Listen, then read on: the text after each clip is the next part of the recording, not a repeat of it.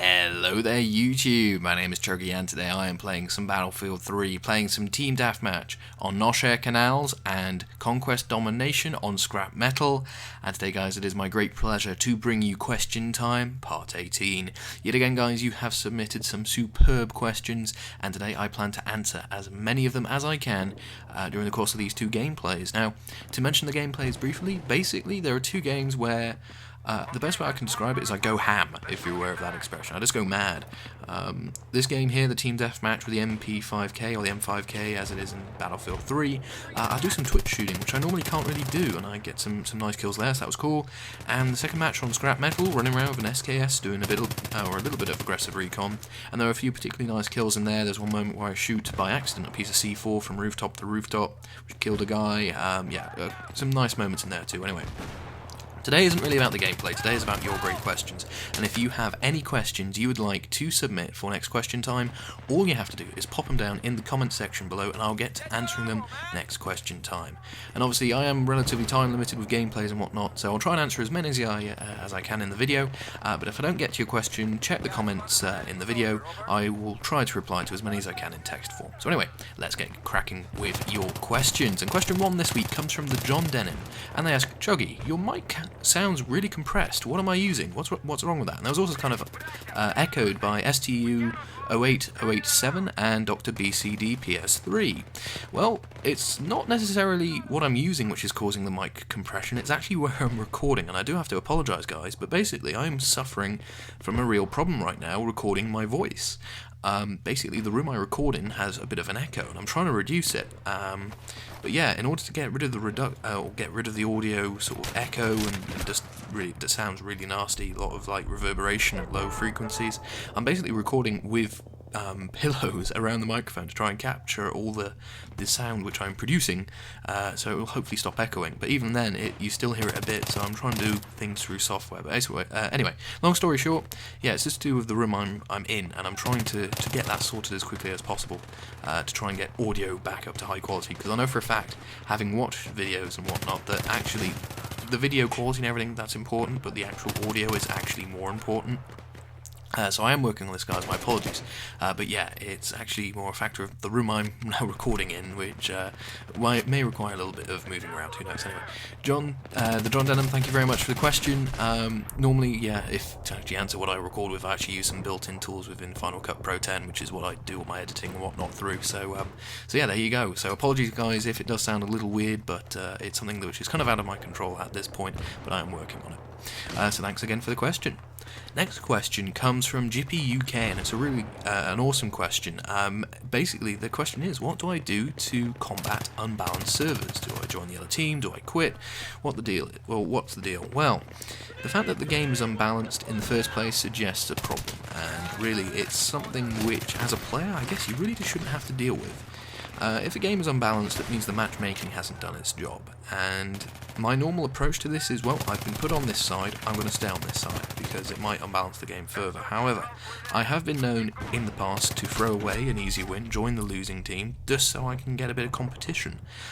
Just playing with a load of kernels against a load of guys who've only just got the game isn't a fun experience for me. So yeah, I will purposely sometimes go across to the losing team just to try and get a bit of a fight. In terms of what you can do to try and combat it, well, it's kind of difficult, unfortunately. Certainly on the console, you can't sort of see remaining tickets, where the players are on the teams, that kind of thing. But yeah, if I join a room and it's really one-sided, I'll play it out, then leave. If it's got quite a way to go, I will join the opposing team and go from there, basically. So, Jippy, great question, and certainly it's one which you almost become like the Good Samaritan almost if you join the losing team. And I have won games, because, people get a little set into their ways, just holding up like the defensive line round a spawn. So if you can break out a counter-attack, you can really turn the game around, and that has happened before. And in fact, I think I've got some videos of me doing that even. So yeah, what do I do to combat it? Either play it out or I'll switch. That's how I do it. Anyway, thank you for the great question, Jippy. Next question comes from the Reese Mag, and they ask, what is my opinion of people who are a high rank, and they go sort of Colonel Server Star 50 to 100, who already have like 100 server stars with a particular weapon, and the Reese Mag here sort of talks about like the M416, the M16, that kind of thing. Basically, do I find that kind of player annoying? Well, to be honest, I find, as I expect many people do when they play first-person shooters, if I get killed, I kind of go, "Oh, what? You fool, are you using this thing?" And you make up an excuse on the spot. But there are some guys who will literally only play one kit, one weapon, because that's all they know. And yeah, I've run across people with hundreds of server stars with various weapons, and they've used nothing else. I've gone onto Battlelog to check. Now, it doesn't really annoy me or frustrate me that they only use one weapon. If anything, I kind of take pity on them because they haven't really experienced the whole game. But I kind of get the point you're trying to make, because obviously, it's pretty blatant that that's all they can do and that's all they're good at, and you know for a fact that you're better at something else, where if they had to do the same thing, they would be no good at all. So yeah, it does annoy me. Obviously, getting killed in first-person shooters annoys everyone, I think. But there's nothing really you can do. At the end of the day, it's their loss if they're not experiencing the rest of the game. So I don't really know what more to say than that. The Resmack is a great question, a really interesting one, and yeah, it's just an interesting conundrum, I guess. So there we go. Next question comes from Vordays, and they ask, would I recommend buying Sniper Elite V2? So yeah, it's an interesting question. I did a Let's Play of the game, the full sort of single player on the hardest difficulty, and I'll be honest, I had an awful lot of fun with it, but what I would say is proceed with caution. So the first thing I'd say is go and get the demo. The demo is amazing. The reason I bought the game was thanks to that demo, and I really enjoyed playing it. I thought it would be a great investment, and I did enjoy playing it. However, it's pretty clear to see that from the demo to the full game, they've kind of tweaked things. So like in the demo, you got a lot of X-ray kill cams, which basically show where the bullet goes, what organs get destroyed, etc. You don't see too many of those in the full game. That in combination with AI, which can be quite dopey, and AI which seem to sponge bullets, which should surely kill them. Yeah, it kind of can be a little grating, but all in all, it's a good game. I would recommend it, and I believe that they're doing a sort of DLC extra edition, which I believe is called the High Command Edition. I think I saw it at Eurogamer. So keep an eye out for that, but yeah, I would definitely recommend it. It's a good game. It's not a bad game at all. Just bear in mind the little annoyances, and you'll be fine. So yeah, there you go, Vordays. Thank you for the question. Next question comes from Dr. BCD PS3, and they ask, will I be uploading Medal of Honor, Far Cry, and whatever games I buy in the near future? And the short answer is yes. I mean, the point of this channel, to me, is to kind of document what I've been playing, any experiences, any bits of advice I can share with you guys, and just, to talk games with other people who play games. So yeah, you will be seeing other things. I have uploaded, for instance, Medal of Honor. You will be seeing some Need for Speed Most Wanted when it comes out this week, etc. So yeah, you will be seeing new games and stuff from me as well. I'll continue with Battlefield because I am playing Battlefield as well at the same time, and perhaps some PC Battlefield. I'm getting better slowly, but that's a video or a commentary for another day. But anyway, so yeah, you will be seeing new games from me in time when they come out. So there you go, Dr. BCD PS3. Thank you for the question. Your answer is yes. Next question comes from Golf Tango Golf, and they ask, will there be any DayZ videos? Well, you want to know the honest answer? You would be seeing some DayZ footage right now if it wasn't for a very strange situation which seems to be developing with DayZ gameplays. There seems to be a music company putting copyright strikes on anyone who uploads just raw DayZ footage, claiming the audio in the background. So obviously I don't want that to happen. So yeah, no DayZ stuff until that gets resolved. It's a very strange situation. People are working on it. For instance, I know some guys at Machinima, obviously, they have some directors and partners who work with DayZ a lot, and obviously they're getting into some issues. But I think that's going to be sorted, and as soon as I know it has been sorted in general, I'll be back to, I will be uploading some DayZ stuff. I've got some interesting videos, let's say that anyway. So thank you, Golf Tango Golf, for that. Next question comes from Adam99cod, and they ask, do I like what they have done to the PlayStation Store? And the short answer is no. Now, don't get me wrong, it looks very pretty, it looks very nice, but what I don't like the most is the sounds, like the bongs you get. So, like, when you go and buy something, you get kind of like this negative bong. I don't know, it's weird. It just doesn't feel very rewarding to actually do stuff at the store. I don't know, you should probably talk to someone who does, like, application sort of usability perhaps, but yeah, I don't particularly enjoy what they've done to it. I prefer the old one purely for the bongs. Sony, if you put the bongs back, me gust. Thank you, Adam, for the question. It's a great question. Next few questions comes from Yurt1, and they ask mainly sort of Formula One-ish kind of questions. So, question 1 is, what is my opinion of Sebastian Vettel, current world champion, and well, he won the previous championship as well. He's sort of back-to-back, and he's currently leading this year's. Well, what I will say is he's a very talented driver. He's done stuff that I can't do, so I have respect for him in that regard. But what I will also say at the same time is I'd like to see him in a car which isn't the Red Bull, preferably a midfield car. If he could drive a midfield car like he drives that Red Bull, I would have so much respect for him. But I reckon it's more the car than him. So I want him to prove himself, I guess, that he can drive more than just the Red Bull quickly and successfully. You know, if he were driving like the Mercedes, say, and winning races like he's been winning races of late, I would be singing his praises, but I'm skeptical, let me put it like that. So that's that question. Next question is, do I think he'll be going to Ferrari in 2014? Well, that's the rumours. I thought it had all been signed and done, but evidently not. But that would be an interesting challenge. Obviously, Ferrari historically has had been like a number 1, number 2 driver team, and if Alonso is still kicking about then, it's going to be an interesting situation, but Ferrari should be able to manage that, so why not? I'll say that. And the next question is, what am I doing now as my sort of day job? Well, for various reasons I can't say, but what I will say is I'm in software development, big whoop, computer science software development. That's pretty a standard thing to do. And they finally ask, how did my end of year project go? Well, the reason I think Years asked is basically I made a video, and I was planning to do like a little thing about game development, because that's what I did for my final year project for my computer science degree. But for various reasons, mainly being that actually I had way too much work to do for it to actually make videos on the side, I didn't make any more. So all in all, it went well. I got a first in it, which was great. I made an iPhone game. It can't be released for various reasons, mainly because I worked off a game, or based it on a game which was released in the 1980s, and there are too many similarities, so I won't even go down that route.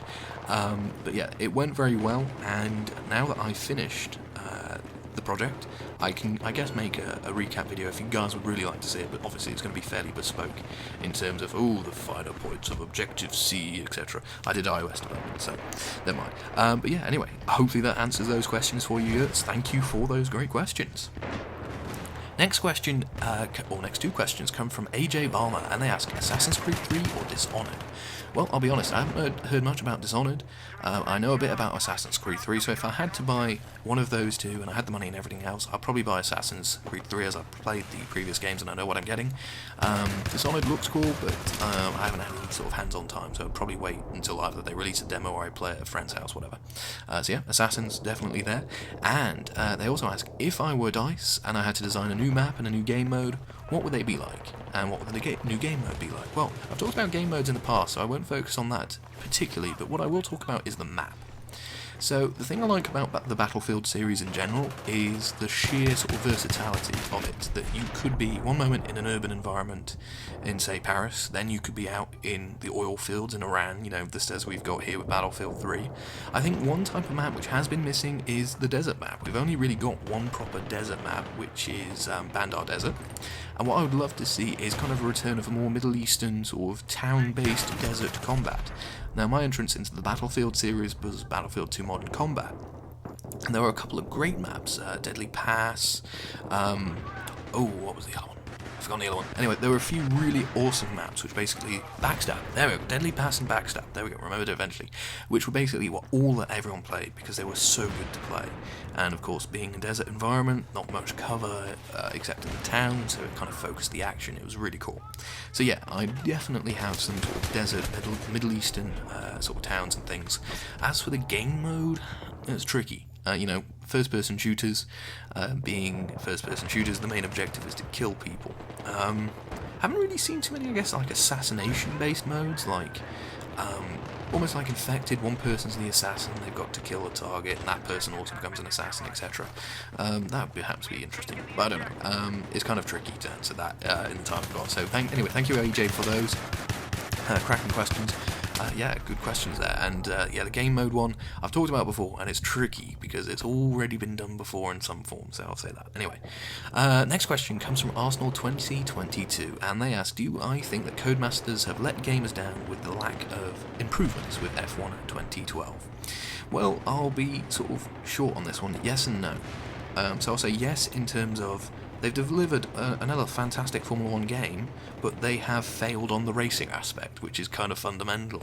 All the little details, things like Parc Fermé, things like being able to change the front wing in Parc Fermé, the tyres, the way that they handle, all that stuff's there, that's fantastic. But there's stupid little annoyances still are there which take you away from the racing and thus can't make you enjoy the whole game. So, I mean, I know it's difficult. I'm a software engineer, I'm aware of like what goes on in development, and yeah, you've got a finite time, you're under pressure, and in the games industry in particular, that's really bad in terms of the crunch. You've got to get everything done by this date, etc. So I can understand, obviously, some things can't get done, but I would certainly say for next year, and this is a big if I even contemplate buying next year's game, but, you know, I would rather see no new features, just the new cars, just any new tracks or tracks updates, and then going and rewriting the bits of code which aren't working properly, now getting the bugs sorted and having a solid game there and build up. I think that's the way to do it, personally. I'll say that. Anyway, thank you very much, Arsenal, for the great question. Next question comes from AR1 Stone, and they ask, do I or have I ever smoked marijuana, and what is my sort of take on drugs, I guess, in terms of law and politics?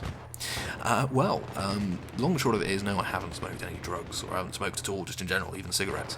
But my take on it is this: there are some drugs which can be enjoyed by you and you alone, and there are no sort of after effects, and there are some which do have after effects. Now, the big sort of irony here is tobacco and alcohol. Both tobacco and alcohol are obviously legal, and people do enjoy consuming both. But marijuana, for instance, in this instance, is not.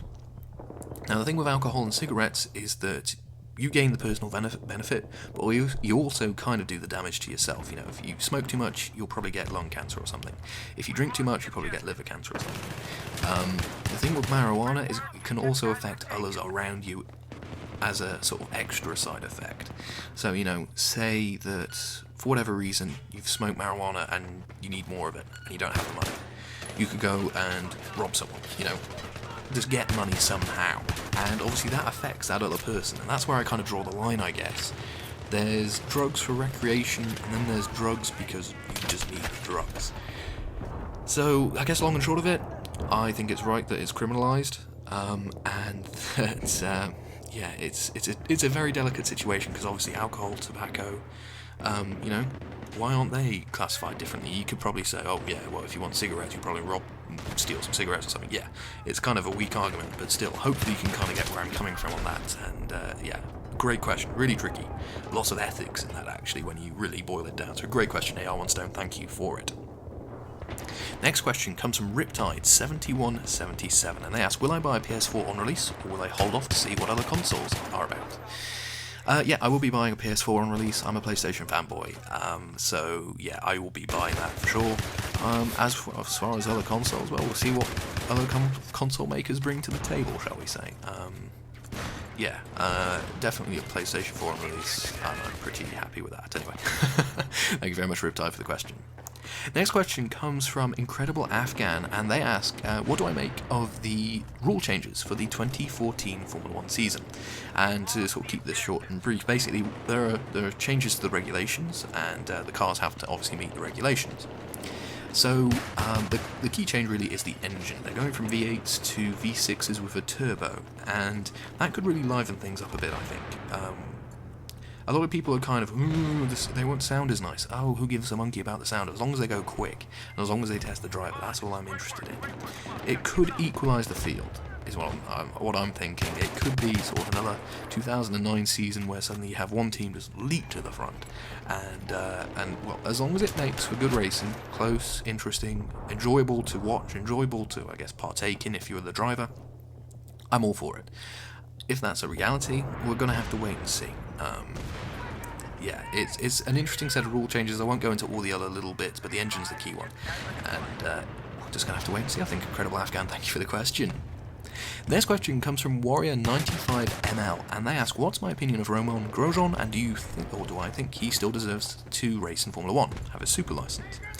Well, Roman seems like a really nice guy. He seems like a gent, and unfortunately he's just been caught up in a lot of accidents, and I do think it was right that he got his penalty, race ban for causing a particularly nasty accident. I think he just needs to calm down a bit. I think he just You know, he's in his second year. He's not a rookie, but I think he just needs to calm down a bit. He seems like he's quick, but I think he just needs to, you know, not put everything into every single corner. Play the long game a bit. He has potential. He definitely has potential, but he needs to keep consistency going, I guess. I do think he still deserves his license. If he, say, has another season next year like this, then I'd perhaps change that. But yeah, so far, so good, I'd say. So yeah, there you go. Thank you, Warrior, for the question. That was quite succinct. I'm quite pleased with that. Because it is quite an interesting topic. Anyway, so yeah, anyway, thank you very much again for the question. Next question comes from Lissol, and they ask 2 questions. First of all, will I be making a new Let's Play soon? And the short answer is yes. Me and Tom are playing Metal Gear Solid Peace Walker. Keep an eye out for that every Friday. And their second question is, do I reckon there'll be another zombie survival game such as DayZ on consoles? Or future consoles?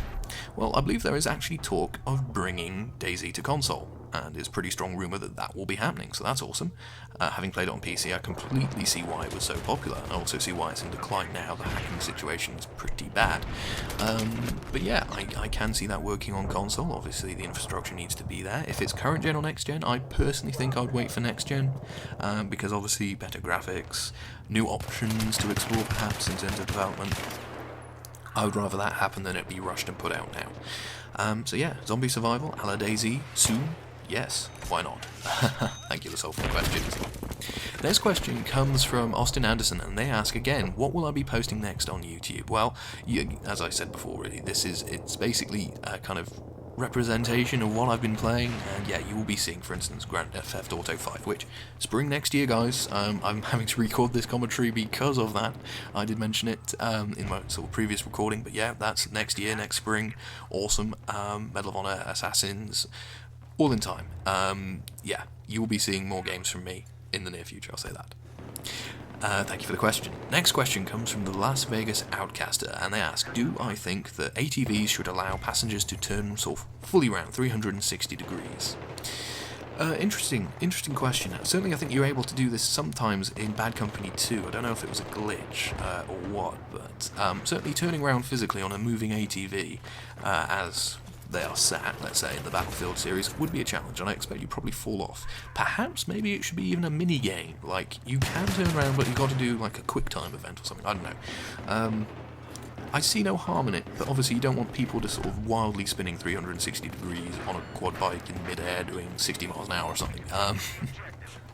Yeah, I think it'd be an interesting idea, but I think there perhaps should be a bit of a penalty or some sort of condition. You can't just do it instantly, let's say. So yeah, there you go. Thank you very much, the Las Vegas Outcaster, for that. Next question comes from Shadow Wraith 17, and they ask, do I watch any extreme sports, or do I do any extreme sports? A la motocross, skateboard, BMX. No, I do not. Long and short of it is there isn't really the facilities here in the UK for it. We're starting to get more skateboard parks, but I'm a little old, so unfortunately, that's a no on that. Do I watch it? Sometimes if I'm watching TV and it's on, but I don't actively look for it, I guess. So thank you for the question. Next question comes from Super Bat Robin, and they ask, what are my views on the Scottish independence, and in terms of coming towards Battlefield 3, let me just make sure I've got the whole question here. Let's have a look here, for whatever reason it's gone off my screen. And yeah, so basically I'll answer the first question first. What do I think about Scottish independence? Well, basically for those of you who don't know, the United Kingdom is made up of Wales, England and Scotland. And there's talk of Scotland becoming its own nation again. And what do I think of that? Well, I'll be sorry to see Scotland leave. They contribute a lot to the country, but at the end of the day, it's a choice of their people. And yeah, the long and short of it is, if they would like to do that, well, fair enough, I respect their decision. Obviously it will make things, I guess, a little interesting in terms of border crossing or exports, tariffs, all the boring economic stuff, but I'll be sorry to see them go, but if that's what they want to do, fair play. As for playing Battlefield 3 and, for instance, the new DLCs and what's the easiest to play from a newcomer's perspective, I'd definitely say play close quarters first. It is more, if you will, traditional first-person shooter rather than Battlefield. Start playing it just as a first-person shooter, go from there to playing team play, then perhaps consider going back to Karkand, because back to Karkand is where sort of the Battlefield 2 guys tend to hang out, because obviously Battlefield 2 maps. And then Armoured Kill is, if you will, the vehicle end of the spectrum, and if you can manage the vehicles, you can manage most things, let's say. So yeah, great question. Hopefully, though, that answers those 2 questions. And look at that, I'm out of time. Unfortunately, I have 3 more questions. I'll get to answering those in the text in the next video. But anyway, guys, thank you so much for your great questions. Hopefully, you've enjoyed the gameplays and my answers to them. Again, if you have anything you'd like to ask me, just simply pop it down in the comments section below, and I'll get to answering it next question time. Anyway, guys, as always, thank you so very much for watching. If you could leave a like, dislike, whatever you believe this video deserves, that'd be fantastic. And if you're new to my videos, you can always subscribe. So, guys, I've been Chuggy. Thank you very much for watching. I'll see you next time, out on the battlefield.